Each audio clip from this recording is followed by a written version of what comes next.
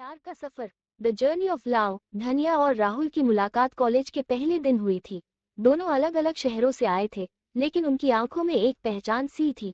धनिया भोपाल की रहने वाली थी, जबकि राहुल मुंबई से था। कॉलेज का पहला दिन हमेशा खास होता है, और उस दिन पूरा कैंपस नवयुवकों से खचाखच भरा था। धनिया और राहुल की क्लास भी साथ में थी। जब वे पहली बार मिले, राहुल की हंसी और धनिया की मासूमियत ने दोनों को एक दूसरे की ओर खींच लिया। पहले कुछ हफ्ते केवल पढ़ाई, पेशेवर बातें और सामान्य दोस्तों की तरह गुजरे, लेकिन धीरे धीरे उनके बीच की दीवारें गिरने लगीं। कॉलेज के प्रोजेक्ट्स में काम करते हुए वे दोनों अक्सर लाइब्रेरी में एक दूसरे से मिलते। कैफेटेरिया में चाय की चुस्कियां लेते हुए उन्होंने विभिन्न विषयों पर लंबी बातचीत की, जिससे उनके दिल की धड़कनें तेज हो जाती थी। राहुल की मुस्कान में धनिया के दिल की धड़कनें बढ़ जाती थी, और धनिया की हंसी राहुल के दिल के करीब जाती जा रही थी। धीरे धीरे उनके बीच का ये दोस्ताना कुछ और बनता जा रहा था। एक दिन राहुल ने धनिया को कॉलेज के पास एक पुराने किले में जाने का प्रस्ताव दिया। किला शहर से दूर एक पहाड़ी पर बसा था, जहां से पूरे शहर का नजारा अद्भुत दिखता था। राहुल ने धनिया से कहा, आओ, हम दोनों वहां जाएंगे। शायद हमें कुछ समय के लिए खुद को जानने का मौका मिलेगा। धनिया ने मुस्कुराते हुए हामी भर दी।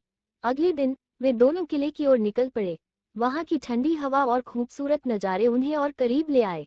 किले की पुरानी दीवारों पर बैठे हुए राहुल ने धनिया से कहा, धनिया, मैंने तुम्हारे साथ जो वक्त बिताया है वो मेरे जीवन का सबसे खूबसूरत वक्त रहा है। क्या तुम मेरे साथ पूरी जिंदगी बिताने के लिए तैयार हो? धनिया की आंखों में आंसू थे, लेकिन वे खुशी के थे। उसने कहा, हाँ राहुल, मैं भी तुमसे बहुत प्यार करती हूँ। तुम्हारे बिना मेरी जिंदगी अधूरी है। उनके प्यार की कहानी पूरे कॉलेज में फेमस हो गई। सब उन्हें आदर्श मानते थे। एक दूसरे की साझेदारी और समर्पण ने उन्हें और मजबूत बना दिया। कॉलेज खत्म होने के बाद राहुल और धनिया ने साथ में अपना करियर बनाने का फैसला किया। उन्होंने एक छोटी सी कंपनी शुरू की और धीरे धीरे इसे सफल बना दिया। राहुल के पिता मुंबई में एक बड़े बिजनेसमैन थे, जबकि धनिया का परिवार एक छोटे से कस्बे में रहता था। राहुल के माता पिता ने धनिया को स्वीकारने में थोड़ी हिचक दिखाई। उन्होंने माना कि उनकी पारिवारिक स्थिति और धनिया की पारिवारिक स्थिति में बहुत बड़ा अंतर था। पर राहुल अपने माता पिता को समझाने में कामयाब रहा कि प्यार किसी स्थिति या स्थायित्व को नहीं देखता। आखिरकार राहुल के माता पिता ने अपने बेटे की खुशी को देखा और धनिया को खुली बाहें से अपनाया। शादी का दिन तो सजी धजी महाकाव्य की तरह था।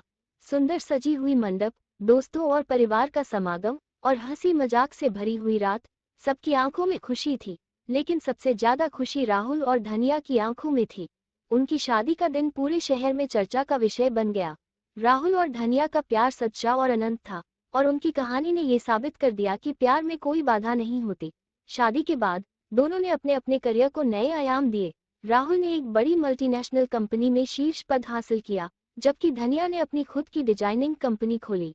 वे दोनों अपने जीवन में जितने भी उतार चढ़ाव आए, उन सभी से मिलकर सामना किया, और हर दिन उनका प्यार और गहरा होता गया।